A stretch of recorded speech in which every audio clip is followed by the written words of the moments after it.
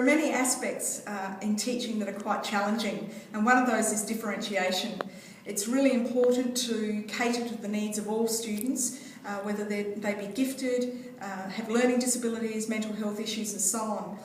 But I firmly believe that the higher your expectations, the better a student will perform, and that's that balancing act between stretching them and allowing them to reach their full potential.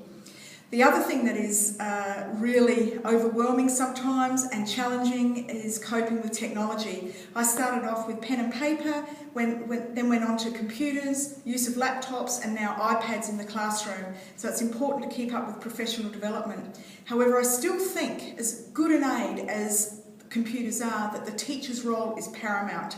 Who could live without us? So it's really important to guide students, to motivate them and to have that human interaction.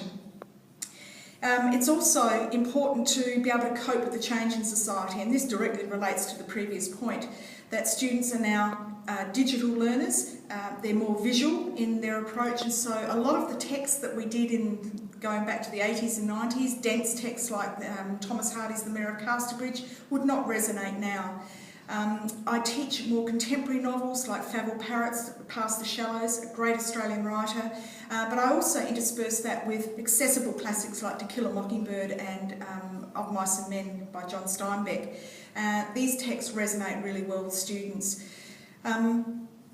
It's also important to teach poetry in the same way. Famous Australian poet Judith Wright in the recent English in Australia Journal said, and I quote, "Any child responds much more immediately to poems about things he has known and seen for himself." So once again, it's all about hooking students in with something contemporary that is relevant to their own world, and then interspersing older classics as well to broaden their education.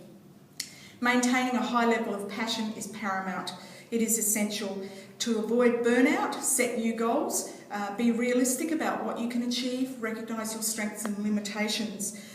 Change texts to avoid becoming stale. Don't do the same text year in and year out. That is tedious. And make sure that you do something outside of the classroom which excites you. I produce a zine of student writing, including poetry, prose and art, which we put in cafes around the city, and so you often go into the cafe and see somebody reading a booklet that you've produced by students in our school, and that is very, very rewarding indeed.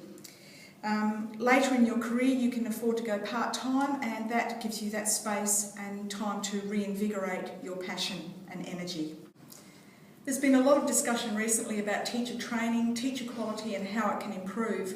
From my experience in the last few years when I've had student teachers, I've been really impressed with the standard, the high standard of these student teachers, because they've been well prepared, well versed in educational theory, willing to listen to any advice and eager to learn, which has been really impressive. According to John Holmes, an adjunct associate professor in education at the University of South Australia, he said it's not so much about, in teacher training, about teaching content, because that changes every few years, but it's about teaching teachers to instil that love of learning, because it's a lifelong goal to learn all the time. And he said enthusiasm is a key, and we keep coming back to that theme. Enthusiasm is absolutely essential, and when students reflect back on their schooling, who do they remember? A teacher who has enthused them. One thing which I think can be addressed though, particularly in South Australia, is a number of teachers who go out into the workforce are often on contract after contract, and this can be unsettling because it's not a permanent position. Graduates who also go for jobs are fighting in a very competitive market. A friend of mine, her daughter recently applied for a country school position, and there were over 200 applicants. Now that wouldn't have happened in the past, so it is very tough out there, and I think the government needs to address this and make sure that more permanent positions are available for teachers. That makes the teaching profession more attractive and therefore will attract good applicants. After so many years of teaching, I certainly have a lot of advice for graduates. Number one, be passionate about your subject and be passionate about teaching. Be genuine.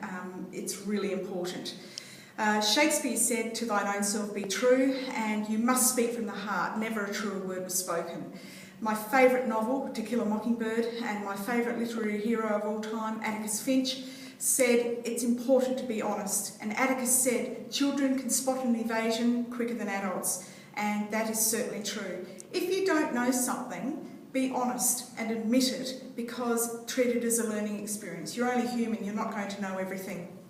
Also, believe that you can make a difference. You would be surprised, even with students that you don't necessarily think that you're having an impact on. Often they're the students who write you a note at the end of a year in a card and say thank you for everything you've done, and you're quite surprised. So you really do have an impact on students' lives, and you make a difference.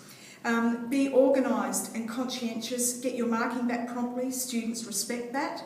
I think it's also important not to treat students as friends. You're there to teach them, maintain a professional distance, and that's really important in this day and age.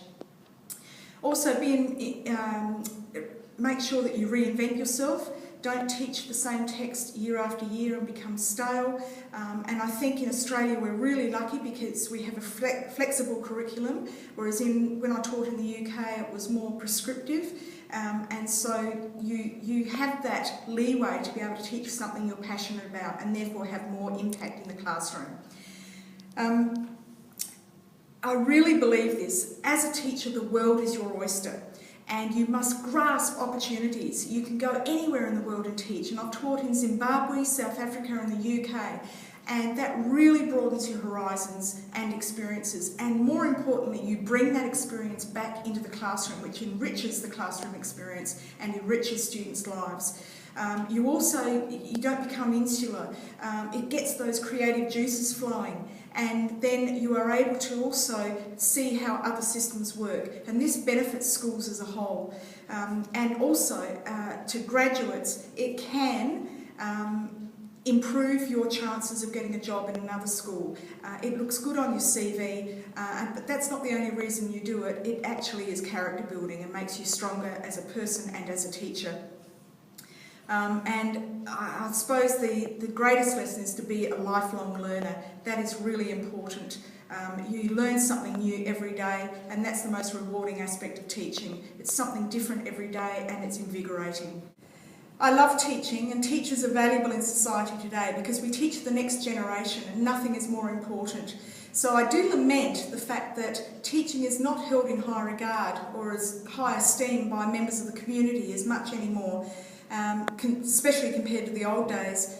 And I think that is sad. So I think that the awards that are being presented by NEiTA are really important, much appreciated, and will raise the profile of teaching in the community, and I think that is vital. Thank you.